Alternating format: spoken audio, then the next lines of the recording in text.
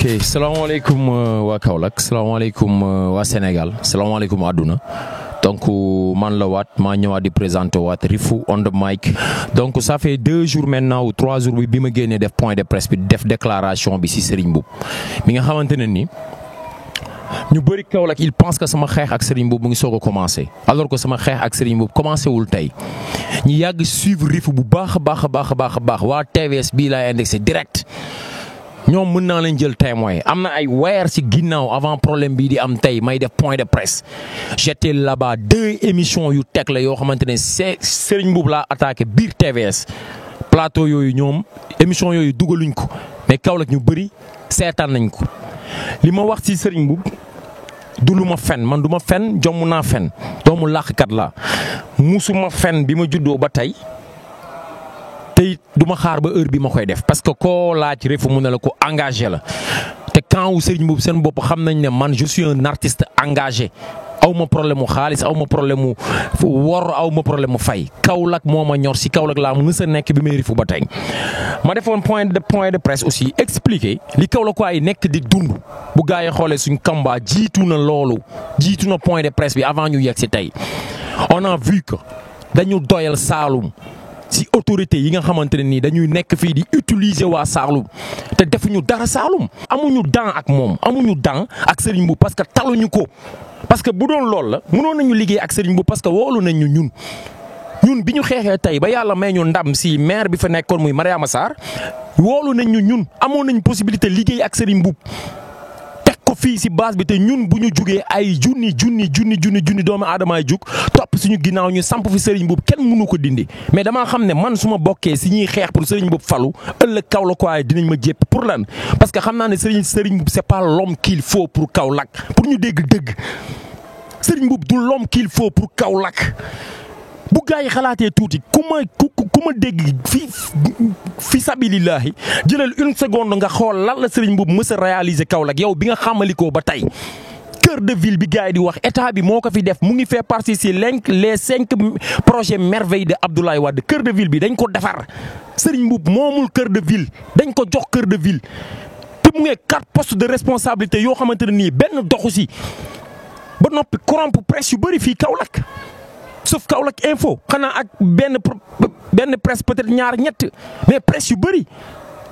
bi ñuy njëkk a def déclaration de presse on a invité toute la presse kaolackoise gars yi ñëw matuñu 5 mais xamuñ na man kese ak sama canal mën naa wax àdduna dégg ma parce que jëlee naa fi régime lumbu te benn site kaolackois defuma émission jaaruma fenn parce que man suis un artiste connu et respecté fu ma neex toog ci télé yi xeex li may xeex Kaolack donc j'ai pas besoin de bu ñu gisul ne combat bi suñu combat la ñun ñëpp je suis un activiste ku am jàngat politique xam ne li commencé xew Kaolack nii musul am Kaolack Serigne Mboup est en train de semer benn terreur fii biir Kaolack da ngeen di xool ay vidéo guddi gars yi di doxantoo ay jaasi di dajji ay affiche di agresser ay nit di kidnapper ay nit di dóor di agresser quand Serigne Mboup lan mooy problème bi jox ma Kaolack mais meetingal comme say morom toute la population est libre de wax fii laa far nii laa ko gisee du ñoom ñooñu moom seen menaces yi nag li gën a tax tey ma def lii mooy seen menaces yi du yegg si man gis nga bu ngeen defoon tuuti investigation si man ça se voit que ñii wax naan Rifou xamuñ la dëggantaan ñooñu xam naa ne xamuñu ma mais bu ñu laajee ñu ma xam kan mooy Rifou dinañ leen wax faut pas menacer parce que seen menaces yi du jàll. man du ma ku ñuy menacé man du ma nit ku ñuy menacé du ma nit ku ñuy jënd du ma ku ñuy menacé seen menacé ay woote téléphone yi ma gars yi di def di ñëw sama buntu gàlle di taxaw di gaare di lijjantiwuma leen laa la wax lijjantiwuma leen tey lijjantiwuma leen suba lijjantiwuma leen ginnaaw suba barki Maulana Cheikh Ibrahima Niass lu ngeen baax gis nga bu ngeen dofee ba songuñu ñun billahi wallahi wal kitaabi du ma woo police man du ma woo gendarmerie du ma woo kenn mënoon naa dem police def sama déclaration. kon dafay nekk affaire tubaab duñ soxlawuñ benn intervention suñ diggante ñun ak yéen bu ngeen dofee dof ba songuñoo jaas yi barki Cheikhou Tidiane dinañ leen dóori ay bal ba ngeen wàcc parce que duñu dund ba toll nii ñuy seetaan ay nit di ñëw di yegg ci suñu kaw ak jaas yi man soo may rey utiliser le fetal soo ma jegee dama lay wàccee barki Cheikhou Tidiane bu ma yaakaar dofulee na ngeen di doflu moo leen Kaolack nous tous on est des Kaolackois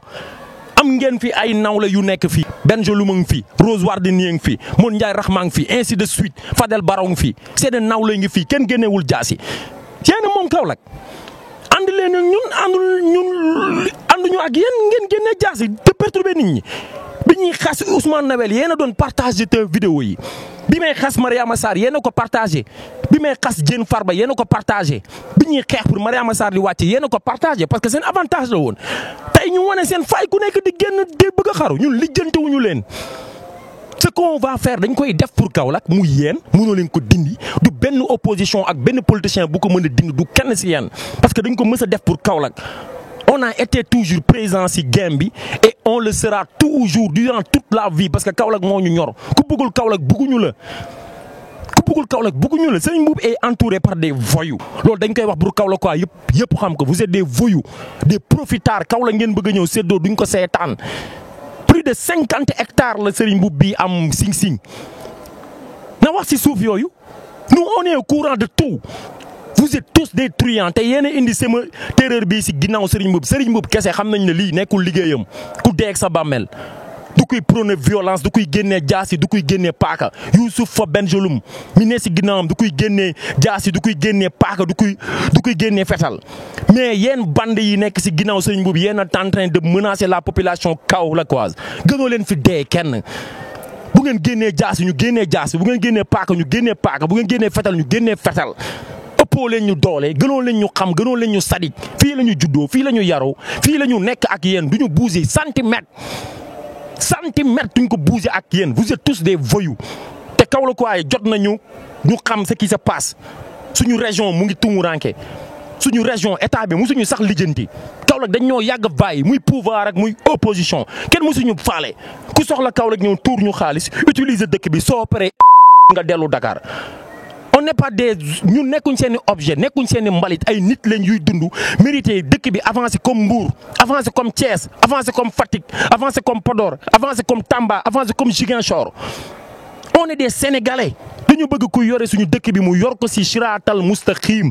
on n'a pas un problème personnel avec yow muy Serigne Mboup muy keneen ak keneen ku mës a nekk si yéen tu es un gars que je respecte mais tu as fait l'erreur de ta vie. moo tu es un Saloum te musoo investir Saloum dara musoo financer Saloum dara boo soxlaa tey suñu mairie bi droit may na ma yoon may na ma taxaw sensibiliser sama population parce que yàgg naa xeexal sama population àdduna teg ci seen bët ba li ma bëggoon am beneen pouvoir war a ñëw nguur pour nekk si mairie bi duñu leen seetaan ngeen pàccoo Kaolack vous êtes des voyous te loolu dañ koy wax vous êtes des voyous ku nekk si militant yi laaj ku nekk si parti yi laaj mairie bi xamal naa ñëpp mais yéen si gën a nekk danger bi moo tax ma indexé leen vous êtes des voyous man maa ko wax Rifu moom moo leen nit ñi seen menaces yi ça ne passera pas du ma leen sax déglu du ma leen lijjanti point final maa ngi leen di xaar nag defuma plainte police defuma plainte gendarmerie ut naa ay armes ak ay këy yu légalité barki Cheikh Ibrahim fekkee yéen moom dëkk bi wala baaña sa moom dëkk bi dina leer vous vous foutez des gens